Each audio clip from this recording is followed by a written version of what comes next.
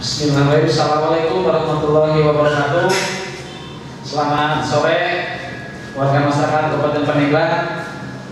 Kembali lagi bersama saya Pak Lulung di acara Ngopi Ngobrol Pilkada. Hari ini kita sudah bersama Ketua KPU Kabupaten Pandeglang Bapak Ahmad Sujai yang sangat energik yang selalu memotivasi rekan-rekannya terutama di sekretariat KPU Pandeglang untuk tetap selalu semangat begitu dalam melaksanakan dan juga mensukseskan pemilihan kepala daerah Pandeglang ini. Gimana kabarnya Pak? Alhamdulillah baik, Kak Bulung. Ya, tadi sudah kita lihat sama-sama Pak terkait proses pendaftaran bakal pasangan calon. Tepat tadi pukul 14.40 sudah ada satu bakal pasangan calon yang sudah mendaftar ke KPU Pandeglang. Nah, tanggapannya seperti apa Pak? Karena ini di hari kedua baru ada satu bakal pasangan calon begitu. Iya, yang pertama yang perlu kami sampaikan kepada masyarakat Kabupaten Pandeglang khususnya serta masyarakat negara Republik Indonesia secara umum bahwa sesuai dengan ketentuan Peraturan KPU Nomor 5 Tahun 2020 tentang tahapan, KPU Pandeglang sudah melaksanakan proses kegiatan pengumuman pendaftaran bakal pasangan calon di tanggal 28 Agustus sampai dengan tanggal 3 September kita sudah menyampaikan kegiatan pengumuman. Dan kemarin di tanggal 4 September itu adalah hari pertama kegiatan penerimaan pendaftaran bakal pasangan calon sampai dengan pukul 16.00 tidak ada yang menyampaikan pendaftaran. Dan di hari ini tanggal 5 September ada satu bakal pasangan calon, tepatnya tadi pada pukul 14.40 didaftarkan oleh gabungan partai politik sekitar 9 partai politik, dan jumlah kursi dari gabungan partai politik tersebut yang tadi mendaftarkan bakal pasangan calon atas nama bakal calon bupatinya Ibu Hajah Irna Narolita dan bakal calon wakil bupatinya itu Pak Tanto Warsono Arban. Jumlah kursi dari gabungan partai politik tersebut itu berjumlah 39 kursi, artinya sudah memenuhi syarat kaitan dengan masalah ketentuan 20% dari 5 kursi yang ada. Kaitan dengan masalah hari terakhir besok di tanggal 6 itu adalah sampai dengan pukul 24.00. Nah, sesuai dengan ketentuan ketika di hari terakhir pendaftaran sampai dengan batasan akhir pukul 24.00 cuma satu bakal pasangan calon yang mendaftar atau cuma satu bakal pasangan calon yang mendaftar dan diterima, maka sesuai dengan ketentuan ini ada perpanjangan pendaftaran. Tetapi berdasarkan informasi dari petugas yang melaksanakan di helpdesk pencalonan KPU Pandeglang, informasinya sudah ada satu perwakilan dari kedua partai politik yang akan menyampaikan pendaftaran, insya Allah besok kalau tidak ada halangan. Nah, tentunya KPU mengapresiasi kepada pihak kepolisian yang sudah berjibaku dari kemarin untuk memastikan kaitan dengan Kamtibmasnya. Yang kedua tentunya kami juga mengapresiasi kepada Bawaslu Pandeglang yang sudah secara maksimal melakukan berbagai koordinasi termasuk juga menyampaikan himbauannya. Dan tentunya KPU juga sudah menyampaikan himbauan kepada para pimpinan partai politik pada saat penyampaian pendaftaran bakal pasangan calon nanti tentunya tidak mengerahkan massa banyak Yang terpenting orang-orang yang wajibnya saja seperti bakal pasangan calon, terus yang kedua para pimpinan partai politik ketua dan sekretaris parpol pengusung petugas penghubung, dan kami juga coba membijaki, karena Pandeglang ini kearifan lokalnya biasanya ketika seseorang yang akan mendaftarkan biasanya kan bawa orang tertentu, misalkan ulama atau apa, ya kita juga kasih tempat duduk ya di tenda luar yang tidak bisa masuk ke aula. Dan tentunya kami juga mengapresiasi kepada teman-teman media baik cetak, online ataupun elektronik yang sudah sangat tertib ya, termasuk juga sudah disiplin menerapkan protokol kesehatan. Ya, karena pelaksanaan tahapan pemilihan serentak di tahun 2020 ini sesuai dengan ketentuan di peraturan KPU nomor 10 tahun 2020 yang perubahan dari PKPU 6, bahwa pelaksanaan pemilihan ini sifatnya wajib dan mutlak untuk menerapkan protokol COVID-19. Ya, tujuannya untuk menjaga kesehatannya, menjaga keselamatannya. Bukan hanya kesehatan dan keselamatan penyelenggara, tetapi juga peserta ya, termasuk juga pihak-pihak lainnya. Nah, ini tentunya saya kira sudah berjalan dengan lancar. Ini merupakan bagian dari cerminan adanya koordinasi dan komunikasi yang baik ya, antara penyelenggara dengan pihak keamanan dan teman-teman media serta pihak lainnya.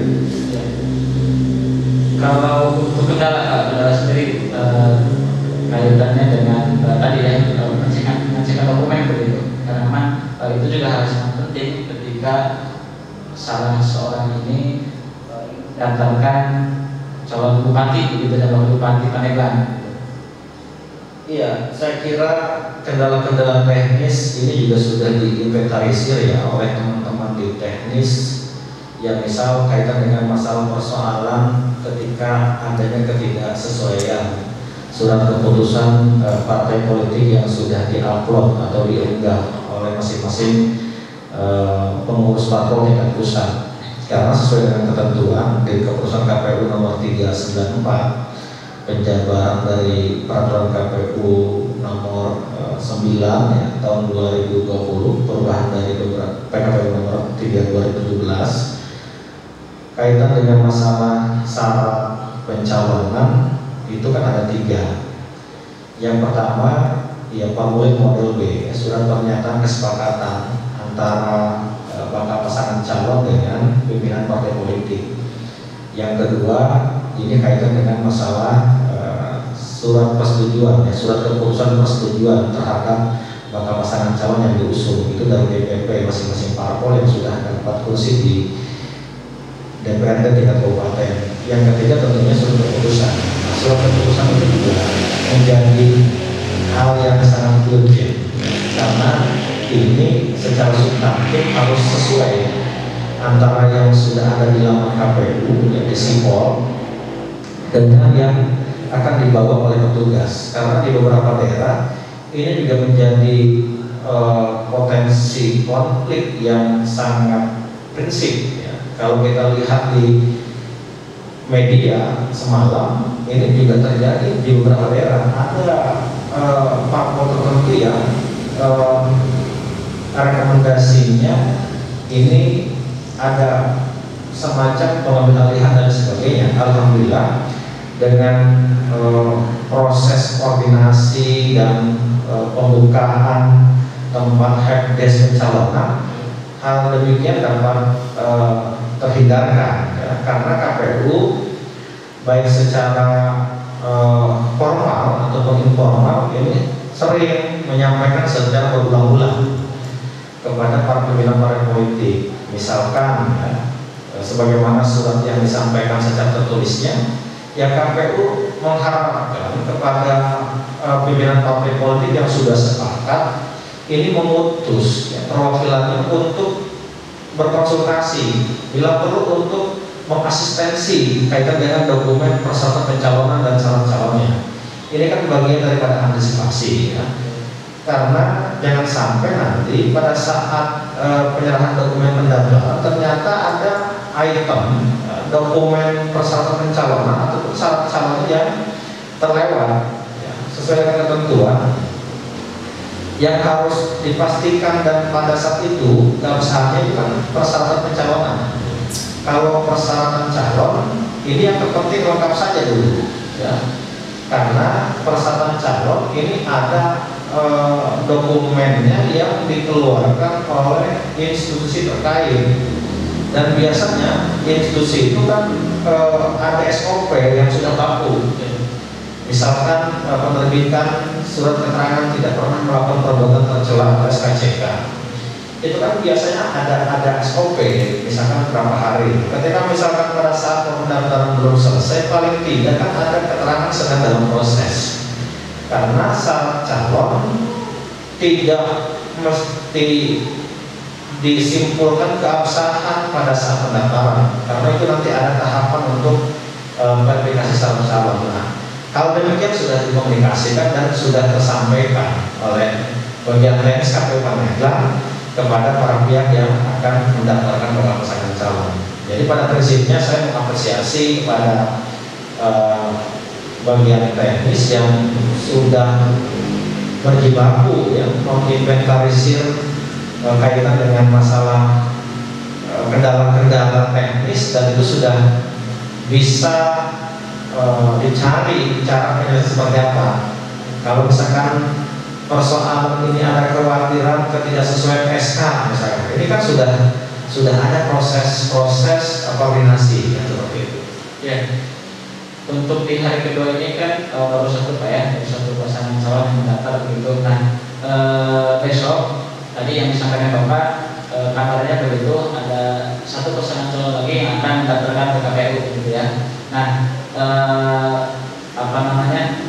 kesiapan sendiri untuk hari terakhir besok di hari terakhir pendaftaran ini apa begitu kesiapan KPU? Iya, untuk melaksanakan tahapan menerima pendaftaran di hari terakhir, saya kira KPU akan melaksanakan hal teknis seperti di hari ini ya. Misalkan menyampaikan ID card, ya.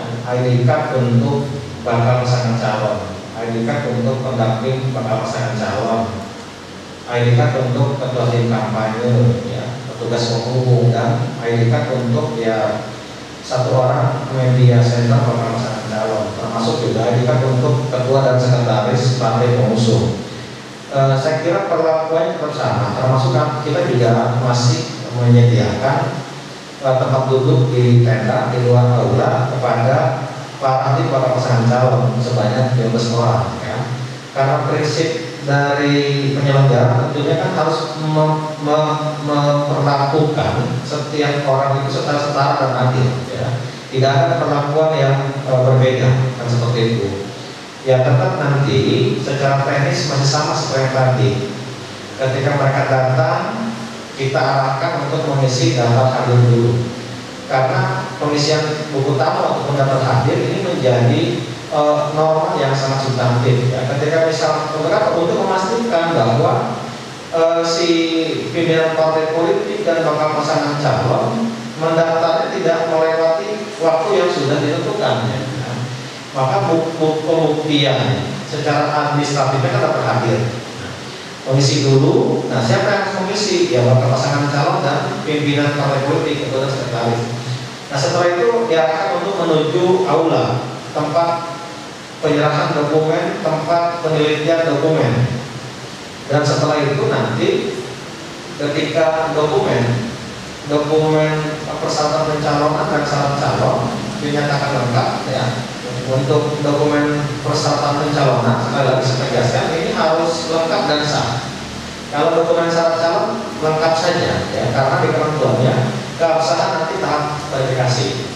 Nah setelah itu selesai, nanti ya sambil menunggu proses pencetakan berita acara dan tanda terima, ya masih tetap kami berikan kesempatan kepada bakal calon bupati dan bakal calon bupati untuk menyampaikan sambutannya.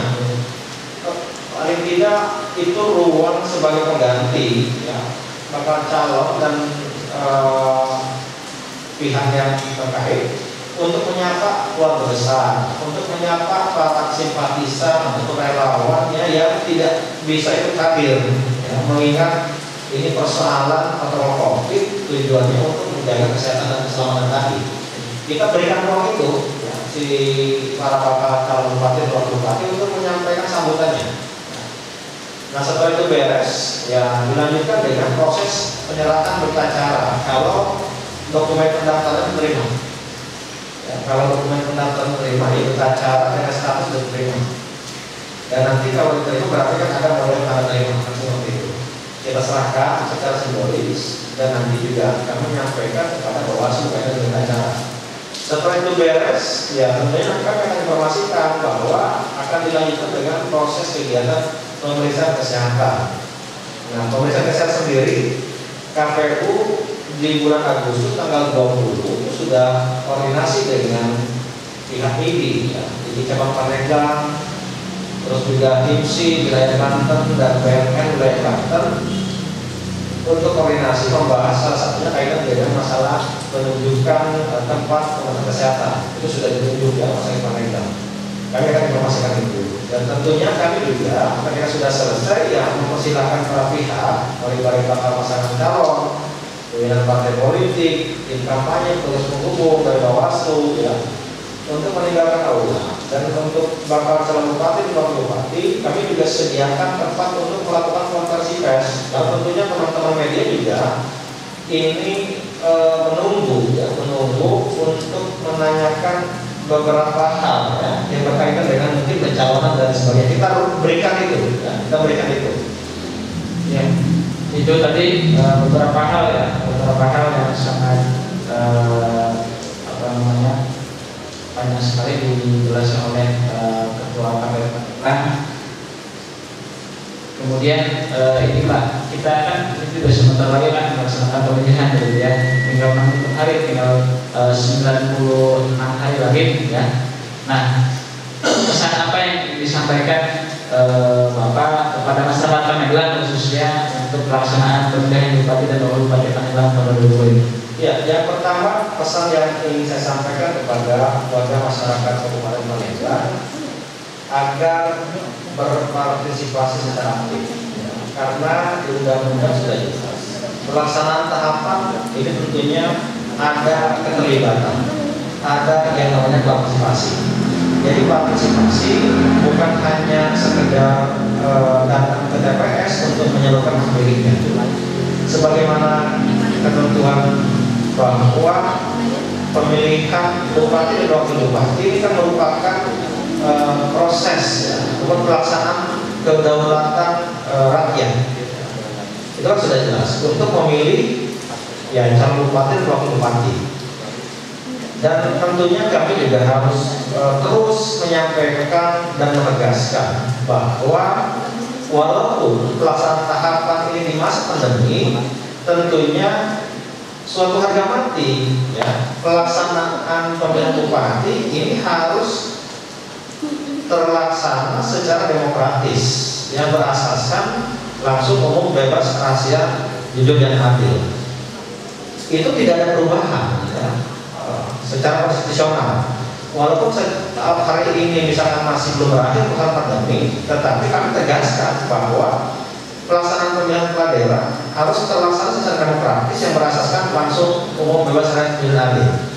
Dan kami sudah sangat serius. Salah satunya kami bagaimana caranya untuk menjaga hak konstitusional warga negara dengan cara melakukan kegiatan coklit kemarin di tanggal 15 Juli ya sampai dengan tanggal 13 Agustus kemarin sudah selesai kegiatan proses penyusunan, bahkan sudah selesai proses penetapan daftar pemilih hasil pemutahiran tingkat desa dan kecamatan. Dan insya Allah nanti dalam waktu dekat tingkat kabupaten juga akan menetapkan daftar pemilih hasil pemutahiran menjadi DPS. Dan tentunya ini yang perlu saya sampaikan kepada warga masyarakat Pandeglang, nanti ketika KPU Pandeglang sudah menetapkan DPS, maka kami juga memberikan ruang kepada publik ya kaitan dengan masalah publikasi DPS. Nah, di sanalah yang kami harapkan dari masyarakat.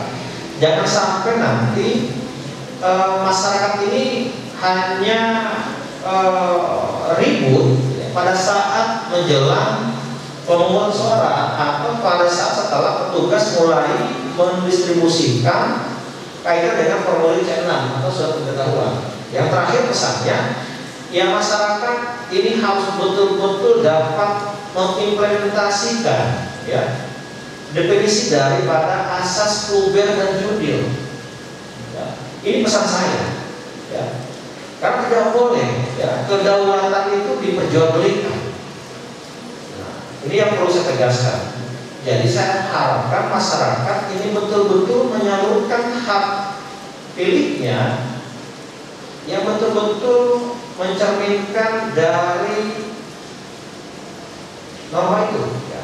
Luber berarti langsung, tidak boleh diwakilkan. Umum berarti setiap orang atau setiap warga negara yang sudah memiliki syarat maka punya hak. Ya. Bebas, sudah jelas definisi bebas dalam konstitusi kita. Tidak boleh ada tekanan, ya. Tidak boleh ada intervensi, rahasia. Tidak boleh seseorang itu menanyakan ataupun mengkonfirmasi ataupun memberitahukan, ya. Gitu. Terus jujur, ini juga bukan hanya harus diimplementasikan oleh penyelenggara, oleh peserta, tetapi oleh pemilih pun harus diimplementasikan prinsip jujur. Jangan sampai misalkan sudah milih atau sudah nyoblos di TPS 17, nyoblos lagi di TPS 18, itu juga kan tidak ini, kan gitu. Adil kan seperti itu.